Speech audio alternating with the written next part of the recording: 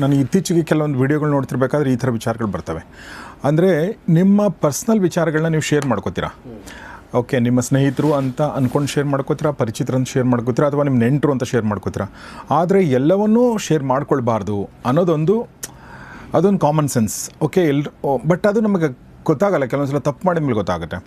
ಆ ಥರ ಒಂದು ಇರುವಂಥದ್ದು ಯಾವ ವಿಷಯಗಳನ್ನ ನೀವು ಇನ್ನೊಬ್ಬರಿಗೆ ಹೇಳಬಾರ್ದು ಅನ್ನೋದೊಂದು ಸುಭಾಷಿತ ಇದೆ.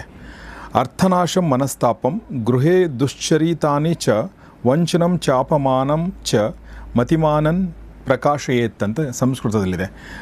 ನೀನು ಹಣ ಕಳೆದುಕೊಂಡಿದ್ದರೆ ಅದನ್ನು ಕಂಡವರ ಮುಂದೆ ಹೇಳಬೇಡ. ಓಕೆ, ಮೊದಲನೇದು. ನಿನ್ನ ಮನಸ್ಸಿನಲ್ಲಿ ಯಾವುದೋ ಒಂದು ದುಗುಡ ನೋವು ಇದ್ದರೆ ಅದನ್ನು ಎಲ್ಲರ ಎದುರುಗೂ ಹೇಳಬೇಡ. ನಿನ್ನ ಮನೆಯಲ್ಲಿ ಏನಾದರೂ ಕೆಡುಕಾಗಿದ್ದರೆ ಅದನ್ನು ಪ್ರಸಾರ ಮಾಡಬೇಡ.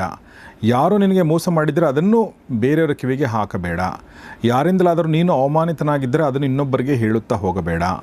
ಯಾಕೆ ಬೇಡ ಅಂದರೆ ಇದರಿಂದ ನಮಗೆ ಲಾಭ ಏನಾಗಲ್ಲ, ನಷ್ಟನೇ ಆಗುತ್ತೆ. ನಾವು ಅವ್ರ ಕಣ್ಣಲ್ಲಿ ಚಿಕ್ಕವರಾಗ್ತಾ ಹೋಗ್ತೀವಿ ಮತ್ತು ಅದರಿಂದ ಮತ್ತಷ್ಟು ಸಮಸ್ಯೆಗಳು ಉಲ್ಬಣಗೊಳ್ಬೋದು. ಮತ್ತು ಅವರು ನೀವು ಯಾರಿಗೆ ಹೇಳಿದರೆ ಏನು ಉದ್ದೇಶ ಹೇಳೋದಕ್ಕೆ, ಸಮಾಧಾನ ಪಡಿಸ್ತಾರೆ ಅಂತ ಹೇಳಿರ್ತೀರಿ, ಬಟ್ ಸಮಾಧಾನ ಆಗಲ್ಲ ನಿಮಗೆ, ಬದಲಾಗಿ ಅದು ಇನ್ನೊಂದು ಜನರಿಗೆ ಪ್ರಸಾರಗೊಳ್ಬೋದು. ಸೊ ಹೀಗಾಗಿ ನಿಮ್ಮ ಅತ್ಯಂತ ವೈಯಕ್ತಿಕ ವಿಚಾರಗಳನ್ನು, ಗುಟ್ಟುಗಳನ್ನು ನೀವು ನಿಮ್ಮಲ್ಲಿ ಇಟ್ಕೊಳ್ಳೋದು ಬಹಳ ಒಳ್ಳೆಯದು ಅನ್ನೋದು ಈ ಒಂದು ಸುಭಾಷಿತದ ಆಶಯ. ನಾನು ಇತ್ತೀಚೆಗೆ ಕೆಲವೊಂದು ವೀಡಿಯೋಗಳು ನೋಡ್ತಿರ್ಬೇಕಾದ್ರೆ ಈ ಥರ ವಿಚಾರಗಳು ಬರ್ತವೆ. ಅಂದರೆ ನಿಮ್ಮ ಪರ್ಸ್ನಲ್ ವಿಚಾರಗಳನ್ನ ನೀವು ಶೇರ್ ಮಾಡ್ಕೋತೀರಾ.